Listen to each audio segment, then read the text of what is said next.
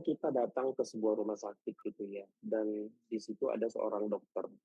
Seorang dokter tersebut mau meresepkan sebuah obat gitu ya kepada pasien. Umumnya dokter itu membutuhkan informasi-informasi yang kaitannya nanti dengan penegakan diagnosis gitu ya.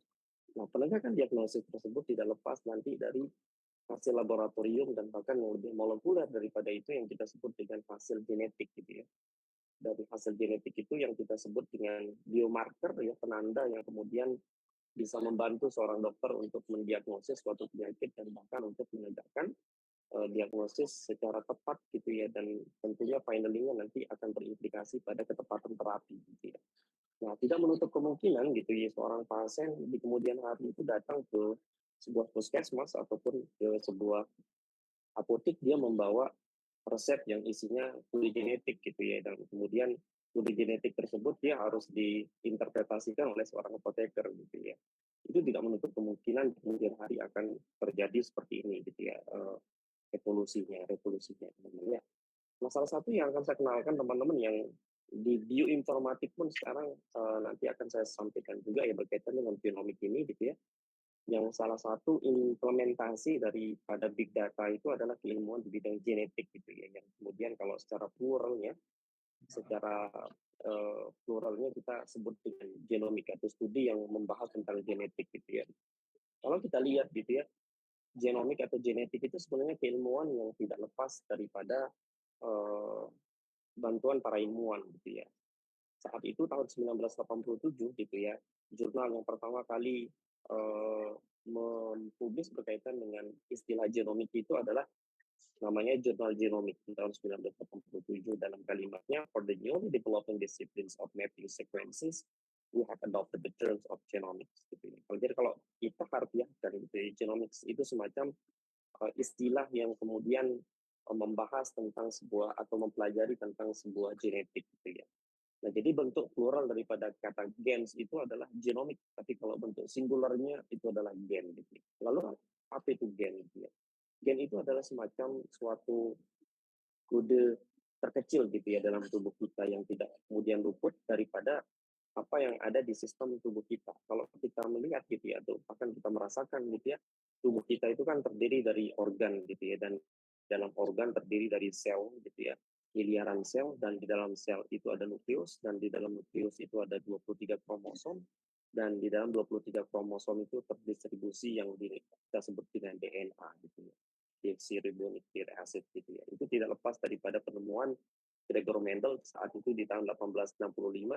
Dia menyimpulkan daripada kacang bagus dengan kacang yang kurang bagus dia kawinkan, oh ternyata sifatnya kok bisa diturunkan gitu ya. Nah, itu kemudian dia kaitkan dengan organisme yang lainnya gitu ya. Bahkan Gregor Mendel saat itu diberikan penghargaan 100 orang paling berpengaruh di dunia sepanjang sejarah gitu ya, di urutan ke-58 gitu ya. Nah, kemudian gitu ya, sejak Gregor Mendel itu menemukan di tahun 1865 tadi gitu ya, disempurnakan oleh dua anak muda yang kita sebut dengan Watson and Crick di tahun 1953 gitu ya. Apa yang dia temukan oleh Watson and Crick ini? Dia menemukan bahwa eh, DNA itu bentuknya double helix gitu ya. Yang kemudian penemuan dari Watson and Crick ini disempurnakan lagi oleh tiga anak muda yang kita sebut dengan Nirenberg, Prana, dan Foley tahun 1966 gitu ya. Dia menemukan bahwa double helix kode DNA itu terdiri dari beberapa komponen DNA yang kita sebut dengan adenin yang selalu berikatan dengan timin, guanin yang selalu berikatan dengan sitosin gitu ya. Nah, setidaknya kalau misalnya rambut teman-teman gitu yang khususnya perempuan kalau kemudian apa ya diikat itu ya bentuknya DNA seperti ini gitu ya, kemudian yang RNA-nya ya bentuknya yang single gitu ya.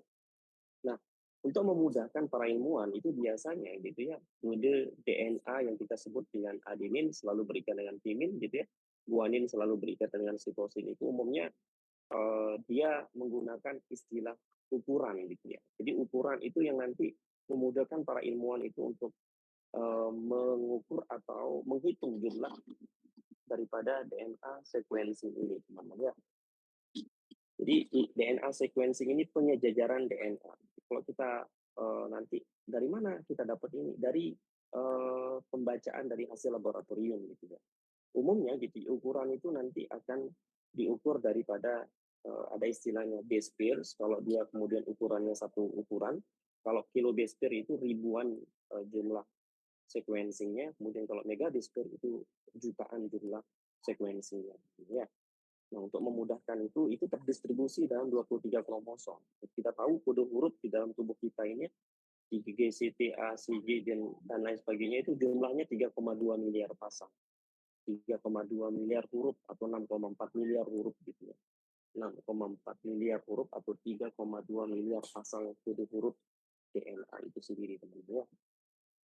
Jadi menarik sekali kalau kita melihat gitu ya. Yang pertama kali menemukan saat itu adalah yang kita sebut dengan Human Genome Project di tahun 1990 sampai 2003. Itu membutuhkan kurang lebih 13 tahun gitu ya untuk menemukan kode DNA yang jumlahnya 6,4 miliar huruf tadi ya. Nah, itu keterlibatan dari para saintis di seluruh dunia itu lebih dari 1.000 dengan keterlibatan lebih dari 50 negara di seluruh dunia gitu ya. Ini unik sekali penemuannya. Nah, hari ini harusnya kita berada pada post-genomic era yang kita sebut dengan 20 years of big biology gitu ya. Apa yang dimaksud gitu ya? Maksudnya adalah harusnya hari ini kita berada pada implementasi daripada penemuan dari Human Genome Project tadi gitu ya. Makanya erat sekali kaitannya dengan yang kita bahas hari ini adalah big data gitu ya. Tapi apa yang terjadi kalau kita melihat nanti masih jauh daripada panggang gitu ya. Artinya Indonesia masih sangat jauh daripada kata implementasi gitu ya. Kalau kita melihat di tahun 2003 2004 dulu itu ya, genetic code of human life is created by scientists gitu, harapannya penemuan kode DNA 6,4 miliar huruf itu harapannya dapat kemudian itu dijadikan semacam patokan gitu ya, untuk penemuan obat-obatan ataupun bahkan kita sebut juga dengan biomarker atau penentuan penanda untuk suatu penyakit ya. Itu ada 2 jurnal yang sampai hari ini masih sangat relevan gitu ya di bidang kesehatan, kita sebut dengan Nature dan juga Science ya. Nah, kalau kita ilustrasikan secara harfiah gitu ya, kita bisa ilustrasikan genomik itu seperti sebuah buku gitu ya. Di mana kemudian buku itu terdiri dari chapters gitu ya. Itu kalau kita ilustrasikan seperti chapters itu seperti kromosom. Nah, di dalam kromosom itu ada kemudian sentences atau yang kita sebut dengan semacam uh, kalimat gitu yang kemudian kita bisa ilustrasikan seperti sebuah genetik gitu ya. Nah, ini kalau kita supaya mudah untuk kita pahami gitu. Kalau seandainya 6,4 miliar huruf itu kemudian kita tulis dalam sebuah buku, itu buku yang kita butuhkan sekitar 4.200 buku gitu ya. Dimana kemudian setiap 4.200 buku itu kalau kemudian kita letakkan di dalam sebuah tempat yang kemudian secara vertikal itu tingginya akan sekitar 168 meter gitu ya. Lebih tinggi daripada Monas gitu ya. Jadi Monas itu aja tingginya 132 meter gitu ya. Sedangkan Washington Monument 168 meter gitu. Ini keajaiban pada setiap diri kita teman-teman gitu ya. Yang luar biasa gitu. Jadi we are so unique teman-teman ya. Bahkan kalau kemudian tadi ya Mbak Anissa membutuhkan waktu 50 tahun gitu ya untuk mengetik yang 6,4 miliar huruf gitu ya. Dimana kemudian kalau seandainya Mbak Anissa itu menulis tahun gitu. Francis Collins sebagai direktur dari Human Genome Project itu menulis buku The Genome is the Book of Life and the Genome is the Library of Life gitu ya. Saking menakjubkan gitu ya daripada fenomena genetik yang ada pada diri kita yang jumlahnya 6,4 miliar huruf ini. Nah, kalau kita melihat secara kemajuan di bidang teknologi hari ini gitu ya, berkat penemuan Human Genome Project ini, dari tahun ke tahun itu ada penemuan-penemuan spektakuler. Sejak kemudian Gregor Mendel di tahun 1865 itu menemukan sifat itu diturunkan daripada generasi sebelumnya ke generasi selanjutnya. Yang kemudian kalau kita melihat dari tahun ke tahun, bahkan sekarang itu kan di seluruh dunia itu berlomba-lomba untuk membuat biobank DNA ya. Kemudian Indonesia pun sekarang masih belajar dari China untuk membuat biobank gitu. Apa tujuannya teman-teman ya? Tujuannya tidak lain adalah untuk memudahkan gitu ya para klinisi itu untuk menemukan tanda-tanda dalam suatu penyakit gitu ya teman-teman. Kita sebut dengan biomarker. itu sangat relevan nanti kaitannya juga dengan penemuan obat gitu ya. Apa kaitannya dengan penemuan obat gitu ya? Obat itu kan ketika kemudian kita memiliki spesifik target gitu ya, maka jelas kan obat itu kemudian dapat kemudian secara spesifik menargetkan suatu biomarkernya yang kemudian kalau sudah spesifik gitu yang kita sebut dengan targeted terapi itu kemudian bisa diharapkan dapat mengatasi penyakit secara precise juga. Ya, ini salah satu biobank yang kemudian kalau kita lihat teman-teman ya di seluruh dunia hampir sekarang itu terdistribusi secara merata gitu ya, tak terkecuali Indonesia walaupun di slide ini belum ada Indonesianya, tapi Indonesia sedang belajar dari China hari ini gitu teman-teman ya. Kita sebut dengan program precision medicine gitu. Kalau pernah dengar namanya program precision medicine teman-teman ya, Menkes bangun kolaborasi with an ecosystem biobank di nasional gitu. Nah, jadi kalau kita membagi gitu ya penemuan dari sebuah genomik ini gitu ya teman-teman, kita bisa bagi menjadi 3 bagian. Pertama adalah namanya pre-genomic era. Pre-genomic era, kemudian post-genomic era, dan application of genomic era gitu ya. Apa yang terjadi pada setiap era ini sangat menarik gitu ya. Sejak pre-genomic era ini kalau kita melihat gitu ya, yaitu penemuan di bidang understanding structure of genome dan understanding the biology of genomes. Ini maksudnya apa adalah kode genetik pada diri manusia itu sudah diketahui sejak pre-genomic era itu. Kemudian kedua adalah post-genomic era. Apa yang terjadi pada post-genomic era ini adalah understanding the biology of disease gitu ya. Understanding the biology of disease ini maksudnya adalah suatu penyakit itu diketahui penyebabnya karena faktor genetik tertentu spesifik itu. Kemudian application of genomic era harusnya hari ini ya di tahun 2020 sampai hari ini harusnya kita berada pada implementasinya di klinis gitu ya yang kita sebut dengan genomic medicine. Implementasi di klinis maksudnya apa? Ya penemuan daripada genomik itu bisa diimplementasikan untuk di klinis untuk di kesehatan kita gitu. Salah satu contohnya apa? Misalnya biomarker. Salah satu contohnya apa? Yaitu penemuan obat untuk COVID-19 misalnya dan lain sebagainya teman-teman ya. Itu salah satu implementasi daripada yang kita sebut dengan application of genomic era. Ya. Nah,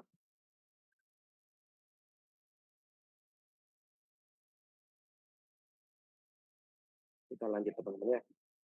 Jadi kalau kita melihat ya hari ini kita juga akan belajar nanti terkait dengan yang kita sebut dengan genomik, bigenomik, transkriptomik, proteomik, metabolomic.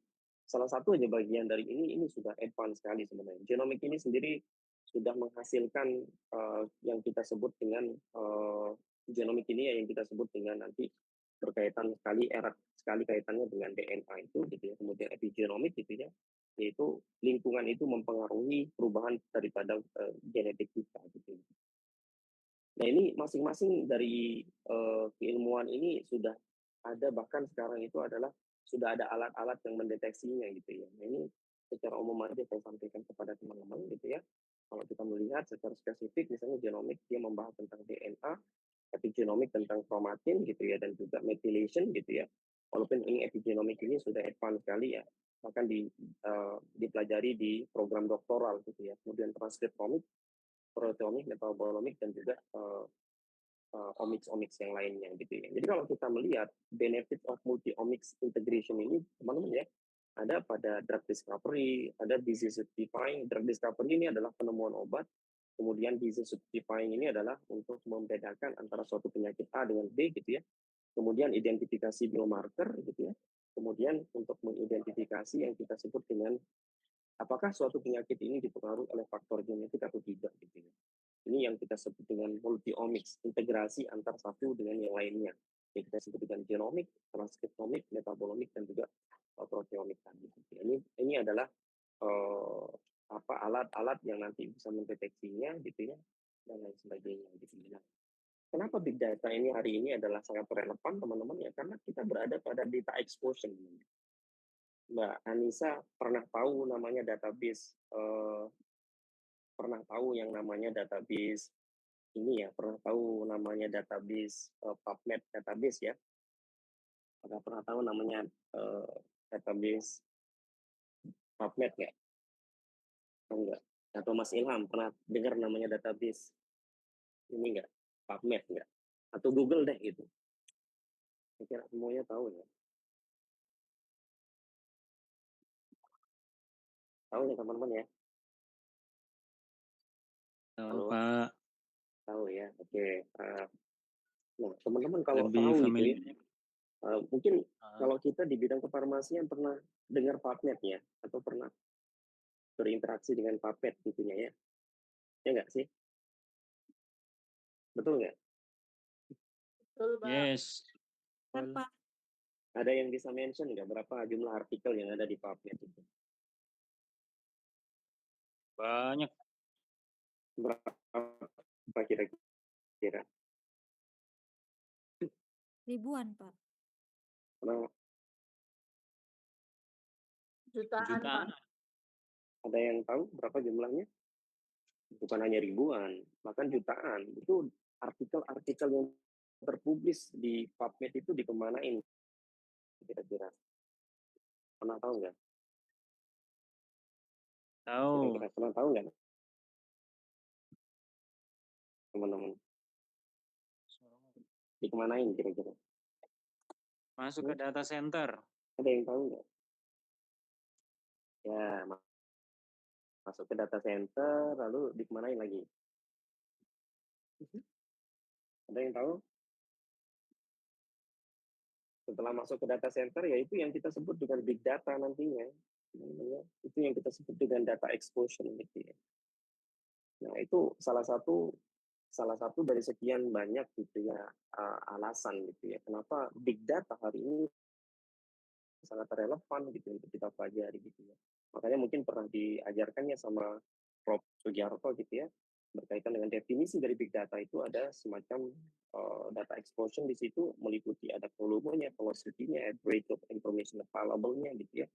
Itu adalah syarat daripada big data. Tapi secara mudah kita pahami gitu ya. Intinya bahwa big data itu adalah latar belakangnya karena data explosion. Gitu. Exposure-nya data yang kemudian itu mau dikemanakan datanya gitu ya. Nah, itu sekarang kalau Anda lihat gitu ya, PubMed itu harusnya sudah terimplementasi gitu ya. Artinya Anda mau cari apa di PubMed sekarang? Mau cari informasi tentang genetik ada, mau cari tentang informasi tentang obat ada, mau cari tentang informasi terkait dengan target terapi ada, dan lain sebagainya. Gitu. Ya. Jadi hari ini big data bahkan implementasinya itu ada pada precision medicine.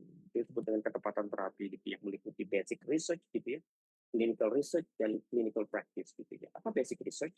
Basic research itu ya yang Anda lakukan nanti di laboratorium gitu ya, meliputi memfasilitasi untuk penemuan obat gitu ya, atau pengembangan obat. Kita tahu bahwa konsep penemuan obat itu kan ada dua tuh, yang kita sebut dengan drug discovery dan juga drug development. Ada lagi namanya clinical research gitu ya, dan juga clinical practice gitu ya. Clinical research ini masuk kepada drug development gitu ya, yaitu implementasinya pada klinis gitu ya. Baik itu fase 1, fase 2, 3, sampai kemudian post marketing surveillance. Ada lagi namanya clinical practice. Clinical practice ini harusnya sudah pada fase implementasi di klinis gitu ya. Contohnya apa? Misalnya ya penemuan untuk biomarker dan juga untuk target terapi gitu. Nah, dari mana big data itu berasal? Dari mana? Pernah tahu nggak teman-teman? Big data ini berasal dari berbagai macam sumber gitu ya. Kalau kita lihat gitu ya, sumbernya dari medication gitu ya, electronic health record gitu,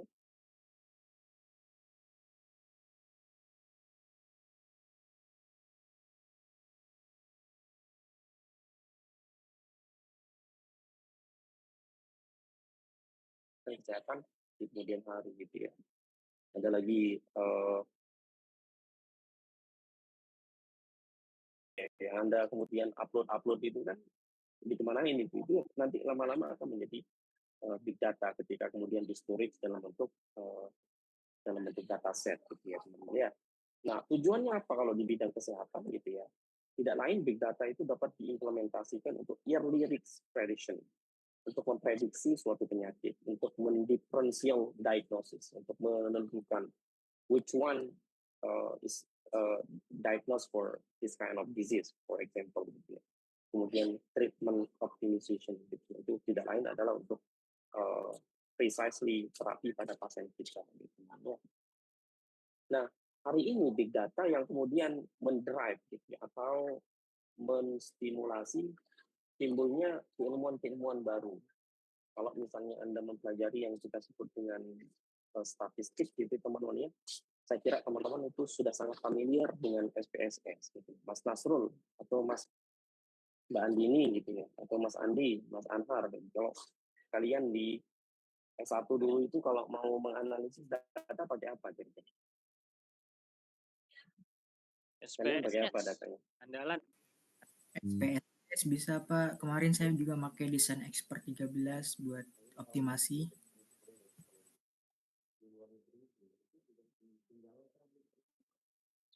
Yes.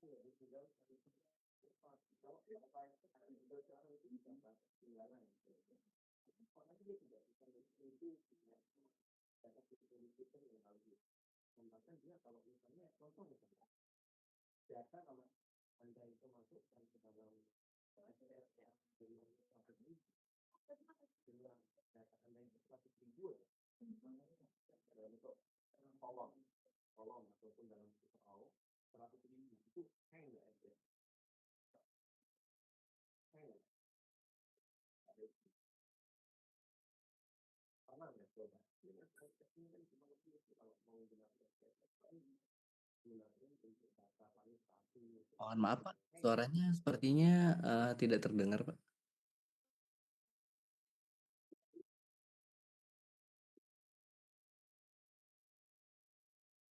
Ya teman-teman ya. Nah kalau teman-teman tahu gitu ya hari ini, makanya kalau teman-teman ini ya, kalau teman-teman seandainya belajar terkait dengan statistik gitu ya, Anda bisa mempelajari sekarang itu statistiknya menggunakan RStudio gitu ya. Bahkan Python gitu ya, Anda bisa juga pelajari Python gitu ya. Belum lagi yang apa namanya jenis Stata gitu ya dan lain sebagainya. Kalau di luar negeri itu lebih banyak menggunakan RStudio, WK gitu ya, PyTorch gitu ya, ada lagi namanya Python gitu ya dan lain sebagainya gitu ya. Nah ini harusnya anak muda sekarang itu lebih banyak menggunakan ini. Kenapa? Karena dia bisa men-creating data visualization yang lebih menarik gitu dibandingkan SPSS. Ya, ini salah satunya implementasinya daripada penemuan-penemuan di bidang big data. Gitu. Kita tahu bahwa hari ini kesehatan itu menjadi salah satu problem gitu ya di seluruh dunia gitu yang kemudian itu membutuhkan solusi dan juga peran penting dari segi kita di bidang kesehatan. Mohon maaf Pak, Ini lalu kita lihat suaranya teman-teman ya, kekecilan Pak. Anda Mohon kalau maaf. buka YouTube gitu ya, berapa jumlah orang yang membuka YouTube atau bahkan mengupload sesuatu di YouTube gitu ya. Penggunanya itu ada berapa orang gitu ya. Ini semua tidak lepas daripada big data. Gitu. Semua orang bahkan sekarang itu memiliki HP gitu ya. HP itu kemudian dimanfaatkan untuk berbagai macam tujuan, untuk belanja gitu ya, untuk komunikasi dan lain sebagainya kan gitu ya. Itu semua kan secara langsung maupun tidak langsung itu akan kemudian meng-creating dataset yang kemudian itu bisa dimanfaatkan untuk berbagai macam tujuan. Gitu. Kalau yang kita bahas hari ini adalah tentunya untuk tujuan kesehatan. Gitu. Jadi apa itu yang kita sebut dengan big data gitu ya? Ada 5 V gitu ya. Ada yang kemudian mengkategorikan menjadi 3 V, boleh gitu ya, dan sebagainya. Ada volume, velocity, variety, veracity, dan juga value gitu. Ya ada semacam volumenya. Ada seberapa besar sih gitu ya. Ada kategori-kategori tertentunya. Saya kira sudah disampaikan oleh Prof. Sugiharto yang sebelumnya ya.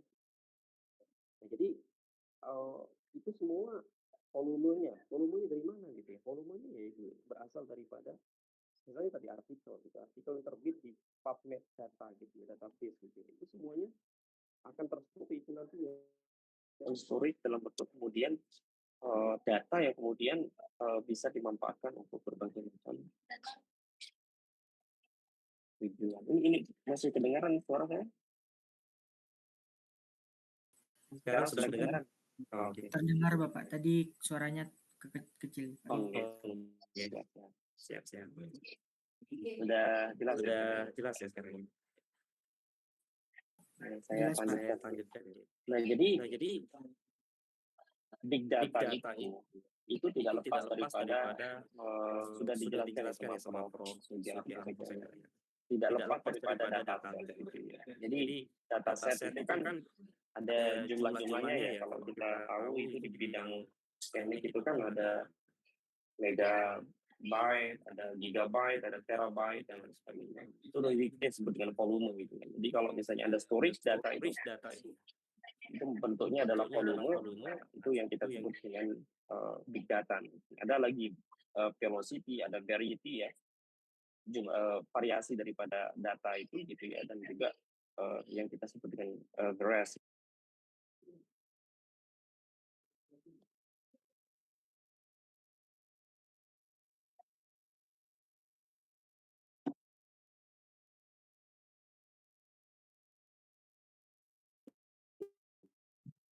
Kita lanjut lihat ya. Kalau Anda lihat dari segi ini, dari file ini apa yang slide situs gitu ya, kira-kira aja ya teman-teman, kalau siapa bilang situs lebih besar. Nah seperti itulah gitu big data. Jadi big data itu ya semacam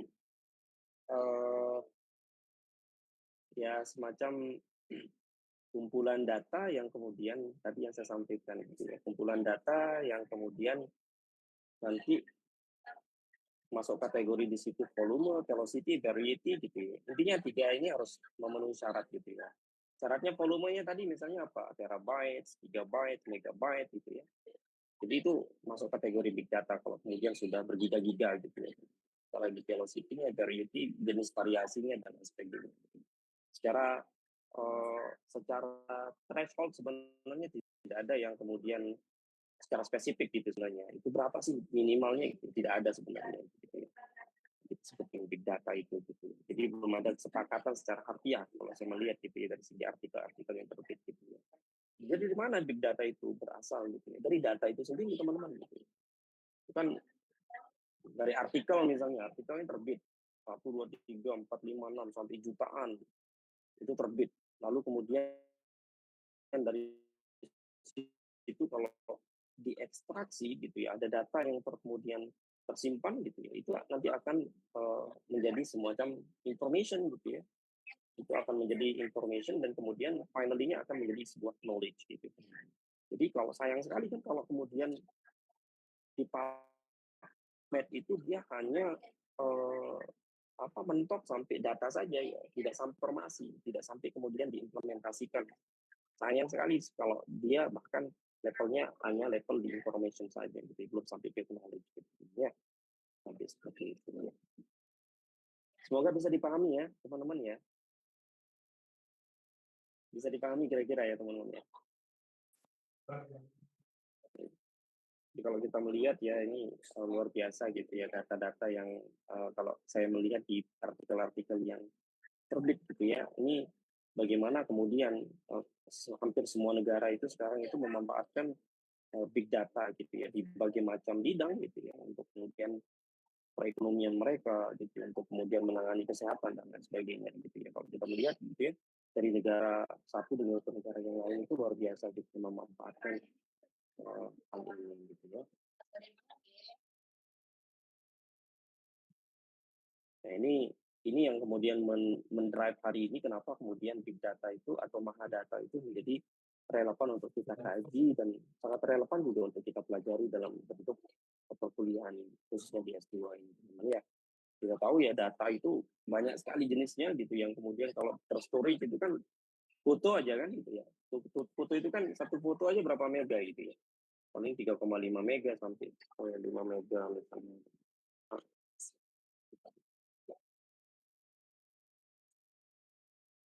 Belum lagi yang belum lagi data yang lain gitu ya. Ya luar biasa gitu ya. Saya kira teman-teman sudah memahami gitu ya. Ini kalau misalnya Mas Hari gitu. Mas Hari laptopnya itu berapa giga Mas Hari? Muat berapa giga? 256 Pak. 256 giga ya. 256 giga kalau kamu running data itu Mas. Kalau big data itu bisa hang laptopnya itu. Jadi kalau orang running data gitu ya, data-data besar gitu ya, big data seperti gen misalnya, gen jumlahnya misalnya katakanlah 1 juta informasi gen gitu ya, 1 juta, ya 100.000 sampai 1 juta itu bisa hang itu Mas Adi kalau menggunakan RStudio itu. Itu makanya big data ini juga membutuhkan semacam equipment gitu ya, tools yang kita sebut juga dengan komputer gitu ya, yang bisa mendukung semuanya gitu sebenarnya. Jadi kalau mau belajar sama saya gitu ya nanti untuk menganalisis data gitu ya dan DNA dan sebagainya ya harus siap ganti laptop. Nggak bercanda sih. Nggak masalah juga nggak ganti laptop. Tapi maksud saya akan lebih cepat gitu ya running datanya. Gitu. Saya pernah dulu waktu saya S3 itu kami membutuhkan itu saking lamanya running ini gitu ya running data gitu ya menggunakan RStudio itu membutuhkan membutuhkan waktu sekitar berhari-hari gitu ya. Itu yang membuat laptop kita menjadi hang. Gitu ya, itu salah satu kelemahan dari big data ini kita juga harus memiliki equipment yang memadai gitu ya.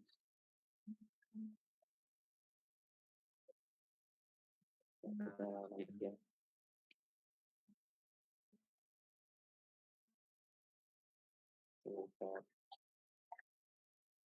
Nah, jadi apa karakteristik big data itu? Tadi sudah saya sampaikan gitu, berkaitan dengan volumenya, gitu ya, variety-nya, gitu ya. Sebenarnya tidak ada secara spesifik gitu, secara statistik gitu ya. Berapa harus kemudian data yang terstoring ya untuk kita kategorikan big data gitu ya. Yang penting dia kemudian memenuhi 3 syarat tadi gitu ya. Jadi big data itu kalau kita lihat sebenarnya kita bisa pahami secara komprehensif kalau teman-teman sebenarnya nanti bisa belajar banyak hal sebenarnya terkait dengan big data ini yang kita bahas hari ini sebenarnya hanya introduction ke big data.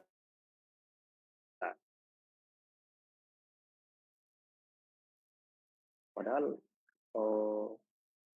big data itu juga ada banyak sekali gitu ya.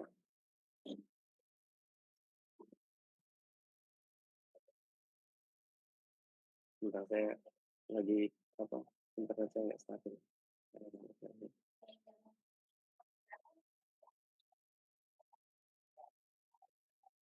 Sebentar ya.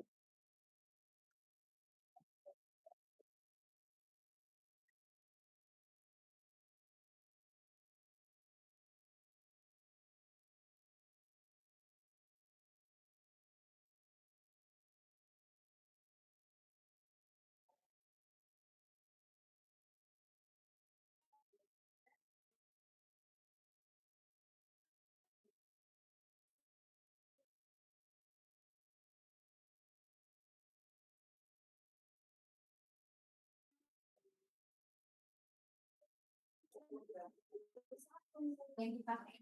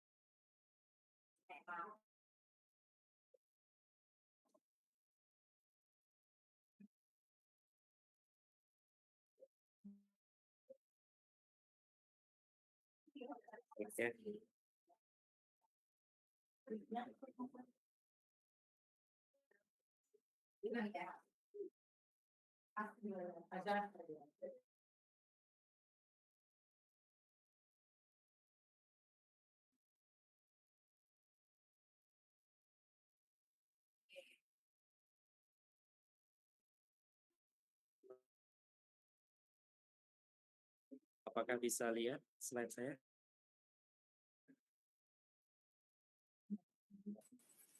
Terlihat Bapak.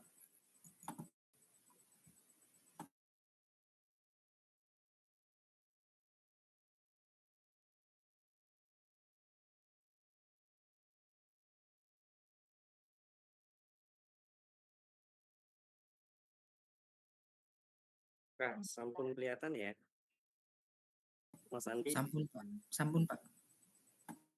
Sudah ya? Nggih Pak, sampun.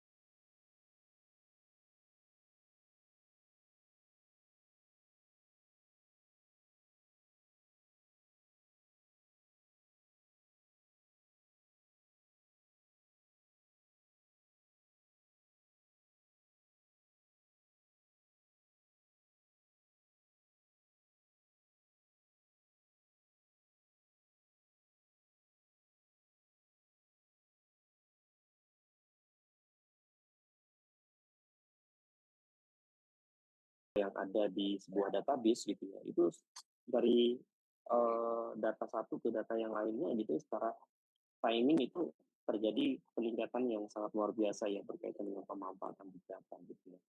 Kalau kita melihat gitu ya bagaimana setiap tahun gitu ya terjadi dokumen yang kemudian membahas tentang big data ini dari tahun ke tahun terjadi peningkatan yang sangat eh, luar biasa peningkatannya. Sejak tahun 2012 bahkan kalau kita melihat itu jumlah data yang terkumpul gitu ya di database publication gitu ya terjadi sampai ribuan jenis data yang kemudian membahas tentang big data ini. Ya. Nah, jadi apa yang kemudian yang relevan gitu ya berkaitan dengan big data ini? Kalau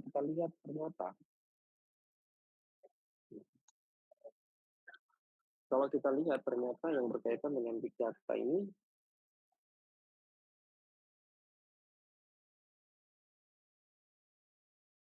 Kalau kita melihat, ternyata berkaitan dengan big data ini ada banyak sekali database yang kemudian teman-teman bisa pelajari. Mungkin pernah diajarkan terkait dengan machine learning gitu ya. Machine learning oleh Prof. Sugiharto, ada lagi namanya data mining, Internet of Things, gitu ya. Cloud computing, yang hari ini kita sering bahas itu adalah artificial intelligence gitu ya. Sering sekali gitu ya sama wakil presidennya Mas Anhar gitu ya. Sama Mas Hari gitu ya. Presnya siapa Mas? Kan dikit-dikit yang dia bahas AI gitu, AI. Padahal dia sendiri mungkin tahu apa enggak itu AI itu. Ya teman-teman ya.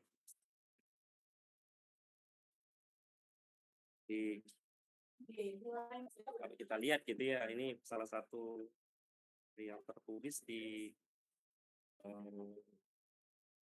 artikel ya, yang di artikel tertulis di sebuah jurnal yang berkaitan dengan big data gitu ya. Dari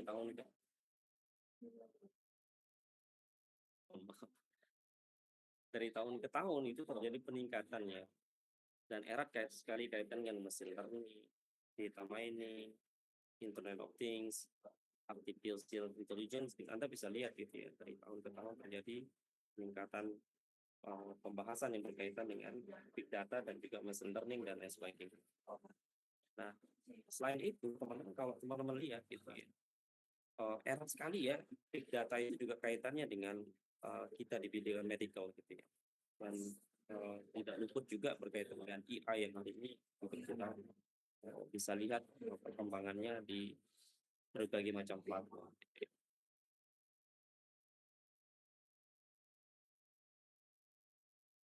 Nah, bagaimana perkembangan kalau di beberapa negara, penggunaan beberapa negara gitu ya. Kalau kita melihat ternyata big data itu lebih banyak dimanfaatkan oleh negara-negara maju gitu. Nah, saya nggak tahu kalau di Indonesia belum ada data yang kalau kita lihat ini adalah kesempatan teman-teman juga sebenarnya kalau mau meriset gitu ya. Ternyata negara maju itu jauh lebih memanfaatkan berkaitan dengan big data ini dibandingkan negara berkembang di khususnya di Indonesia. Jadi ini fenomena yang kita bisa lihat teman-teman ya, dan tentunya ini menjadi salah satu challenging dan juga peluang bagi kita di Indonesia untuk mengembangkan big data.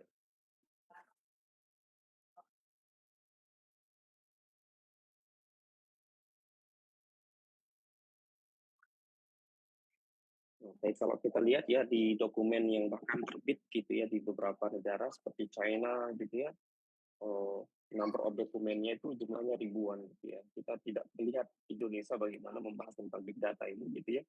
Jadi percuma wakil presidennya Mas Anhar tadi itu sama Mas Hari itu keluar-keluar tentang artificial intelligence tapi tidak ada risetnya gitu ya. Bagaimana kemudian mau memanfaatkan artificial intelligence kalau tidak ada risetnya gitu ya. Iya Mas Arya sama Mas Andi, kalau dirimu mau jadi wakil presiden ya minimal profesor dulu lah gitu ya, supaya nggak kelihatan on-onnya amat gitu ya. Where is our country? Ask yourself gitu ya. Oh, ask your vice president ya. Tanya wakil presidenmu ya, gimana gitu ya riset.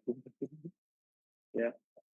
Ini kalau kita melihat gitu dari tahun ke tahun ya terjadi fluktuatif gitu ya di negara maju, tapi intinya gitu ya negara maju itu jauh lebih memanfaatkan berkaitan dengan data ini dibandingkan kita gitu ya.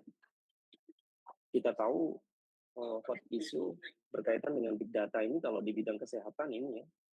Nah, nanti saya tanya nih di UTS gitu ya, apa implementasi big data ini, catat nih, saya serius nih. Apa implementasi big data di bidang kesehatan? Anda bisa bahas, terserah kalian lah gitu ya. Big data di bidang tes.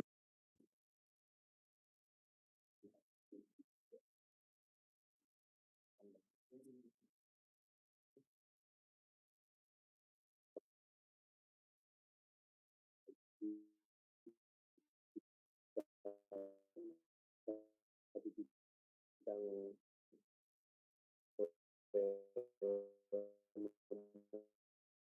obat,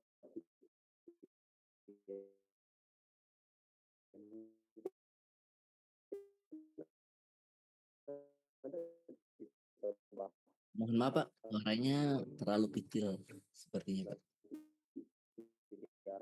big data interaktif cafe gitu ya.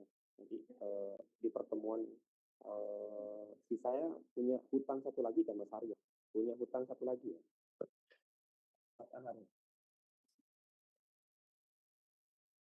Mohon maaf Bapak, Berkaitan dengan big data interaktif cafe.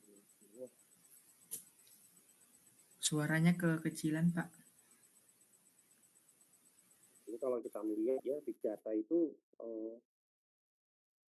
pemanfaatannya luar biasa gitu ya. Kalau kita membahas secara molekuler itu pun bahkan sekarang itu sudah ada database-nya gitu ya.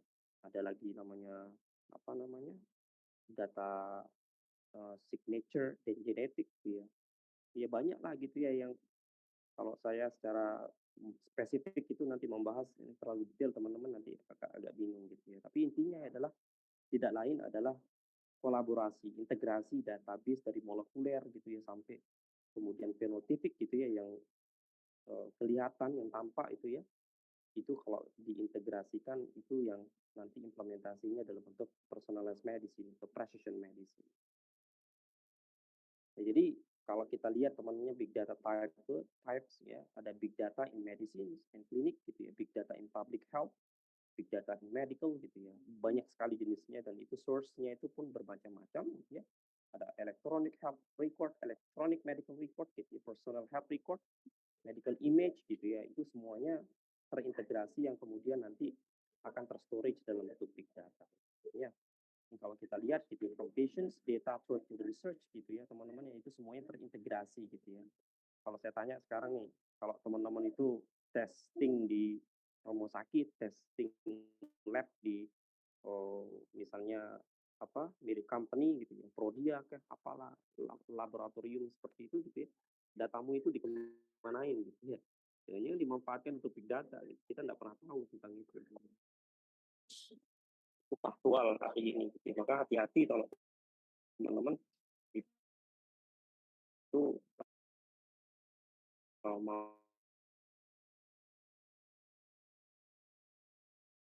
mau men-sharing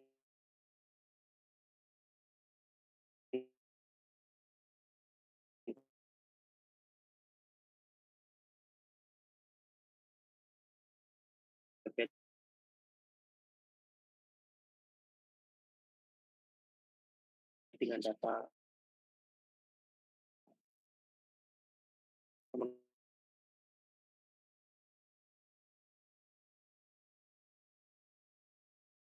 teman-teman gitu ya, bisa jadi kemudian itu dijual datanya. Ini menjadi isu hari ini gitu ya, berkaitan dengan big data ini. Ini application big data ya teman-teman, banyak ya. Kalau kita melihat hampir di semua ya, kalau kita melihat RCT yang berkaitan dengan di hampir semua negara.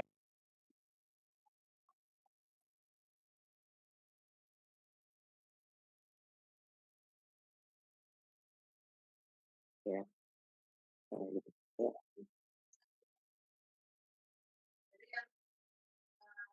Lanjut dikit ya teman-teman ya. Nah ini nanti paper-paper ini nanti akan saya jadikan, saya akan lampirkan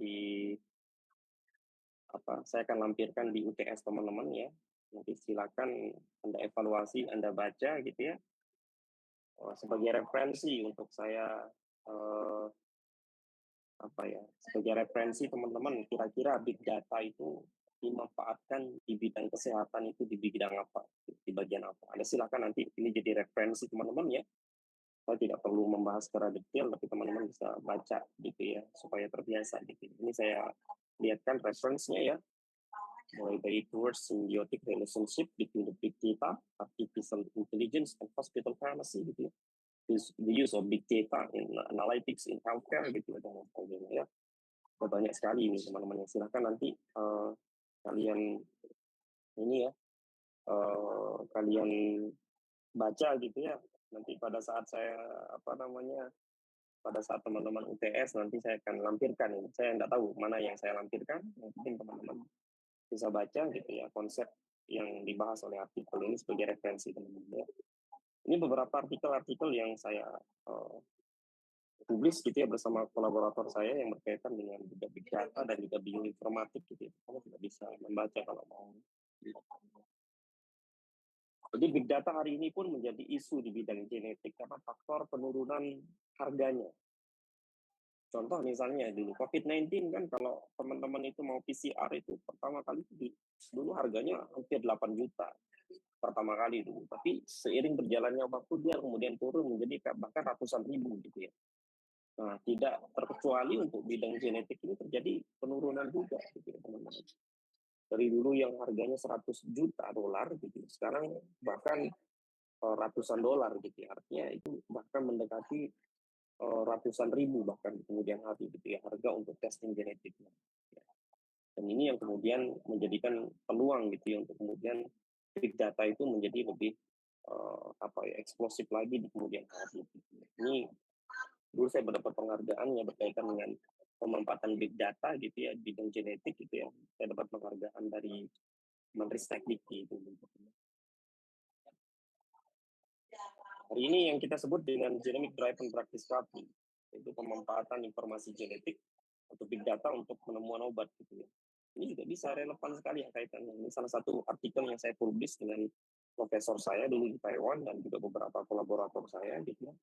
Jadi kalau Anda bisa lihat gitu ya, dan ini big data yang teman-teman bisa manfaatkan hari ini. Nanti kita akan bahas di mata kuliah bioinformatik ya. Ada Haporek, ada DrugBank, DJIDB, String Database, Ensemble, Clinical Trials, OmDTB, Cosmic, Nexus gitu ya. Semua ini kalau Anda pahami, Anda memahami prinsipnya yang luar biasa gitu. Ini manfaatnya bagus sekali gitu ya, untuk ilmuwan teman-teman gitu ya. Ini kaitannya juga dengan bioinformatik gitu ya. Jadi big data dan bioinformatik ini relevan sekali kaitannya dengan keilmuan kedua ini ada irisannya gitu teman-teman. Gitu ya. Mungkin itu yang bisa saya sampaikan ya hari ini ya teman-teman. Nanti di mata kuliah bioinformatik saja kita akan bahas lebih detail ya berkaitan dengan bagaimana implementasi dari big data dalam bentuk bioinformatik, pemanfaatan genomic information ya, melalui Haporek, DrugBank, DJIDB, String Database, Ensemble, Clinical Trial gitu ya, dan lain sebagainya. Gitu. Jadi semua database ini memiliki spesifikasi tertentu. Contoh Haporek misalnya, Haporek ini kita bisa mengidentifikasi spesifik gen yang berhubungan dengan suatu penyakit. DrugBank ini berkaitan dengan berkaitan dengan target obat. Contoh misalnya paracetamol dia menargetkan COX-2 misalnya atau NSAID. Di JADB berkaitan dengan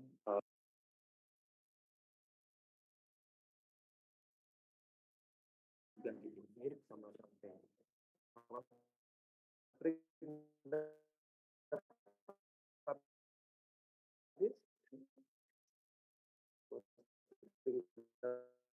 database itu lebih kepada network pharmacological research gitu ya, untuk protein interaction. Kalau ensemble gitu ya untuk genetik gitu ya, dan ini terintegrasi dengan database PubMed gitu. Ada lagi clinical trial roadmap untuk melihat obat yang masih fase clinical trial, baik itu fase 1, fase 2, fase 3, sampai kemudian post-marketing surveillance. Kalau PAMJPD gitu ya, untuk melihat informasi terkait dengan farmakogenomik gitu. Farmakogenomik itu adalah informasi obat gitu. Dan lagi kosmik gitu ya, khusus melihat suatu dapat kita prioritaskan dia menyebabkan suatu keganasan tertentu pada suatu penyakit gitu. Kalau GTech portal ini lebih kepada ekspresi gen gitu. Kalau CEPIC ini lebih kepada PAMJPD, mirip ya, terintegrasi dua database ini yang membahas terkait dengan farmakogenomik atau farmakogenetik. Kalau therapeutic target database ini lebih kepada informasi yang berkaitan dengan target obat gitu ya. Ada lagi CBio portal, ada CMAP Touchstone gitu, CMAP Connectivity Map namanya, CMAP ini. CMAP ini semacam untuk melihat ekspresi suatu gen pada penyakit tertentu. Ada web gestalt juga mirip juga dengan CMAP sama CD portal ini. Ada DAPID gitu. DAPID ini semacam database untuk melihat hubungan suatu penyakit dengan suatu genetik tertentu. Ada ENCODE, ada GWAS, GWAS ini semacam Genome Wide Association Study dan Genome Wide Association Study untuk melihat suatu genetik itu dapat menyebabkan penyakit tertentu pada jenis-jenis penyakit tertentu. Demikian juga dengan autoimmune. Jadi semua database ini kalau Anda mau mempelajarinya nanti kita bahas satu persatu gitu ya, dan ini semua saya kuasai dan saya dapatkan dulu waktu saya S3 gitu, dan itu akan saya sharing kepada teman-teman di mata kuliah bioinformatik gitu. Demikian ya teman-teman ya, Mas Ilham dan Mas Hari dan kawan-kawan semua gitu ya, kira-kira ada masukan atau ada atau ada masukan atau ada kritik gitu ya Mas Anwar, monggo silakan gitu ya sebelum kita akhiri untuk perkuliahan kita. Mohon maaf ya hari ini agak trouble gitu karena saya sambil di rumah sakit gitu. Bukan saya sakit sih, tapi saya antar istri saya praktek tadi. Ya, ada informasi atau ada apa kira-kira masukan? Satu kali pertemuan berarti kita ganti kapan ini?